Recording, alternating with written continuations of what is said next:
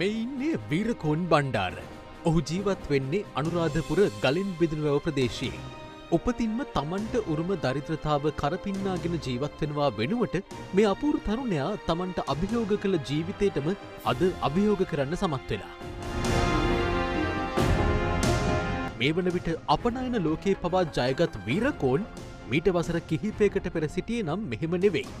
ඔහු තමන් සතු පිහියත් මද්දත් රැගෙන ගිනි අවුවේ සතපුම් ගණන් දුර ගෙවමින් අවදානම් රැකියාවක් වන පොල්ගස් නැගීම සිය ජීවන වෘත්තිය ලෙස සිදු කළ තරුණයෙක්.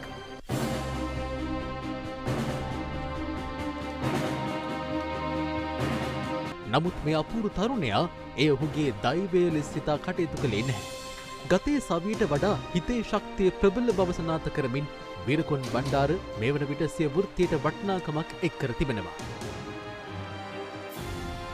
ඔහු දැන් විදෙස් වෙළඳපොළ පවා ජයගත් ව්‍යවසායකයෙක්. වසර කිහිපයකට පෙර ජීවත් වෙන්න වෙරදරමින් පොල්වතු සොයා ඇවිද ගිය ඔහු අද ප්‍රදේශයේ තරුණ තරුණියන් 25 දෙනෙකුට පමණ රැකියා අවස්ථා ලබා දීමටත් කටයුතු කර තිබෙනවා. මේකේ දැනට අපි DC තමයි මේන් බිස්නස් එක වෙලා තියෙන්නේ. ඊට අමතරව දැනට පොල් තෙල් මැෂින් දෙකක් මම දැනට සවි කරලා තියෙනවා. ඒකෙන් හොඳ පිරිසුදු පොල් තෙල් එකක් ෆිල්ටර් කරපු පොල් තෙල් එකක් පිටරට යවන්න මම ඒක නිෂ්පාදනය කරනවා. පොල් ගෙඩියක කිසිදු කොටසක් අපතේ නොයවා ඒ සියලු කොටස් මුදල් බවට පත් කරන්නට වීරකෝන්ගේ නිර්මාණාත්මක හැකියාවට මේ වන විට හැකියව තිබෙනවා. බලන්න කොයිතරම් ලස්සන දේවල් කරන්න පුළුවන්.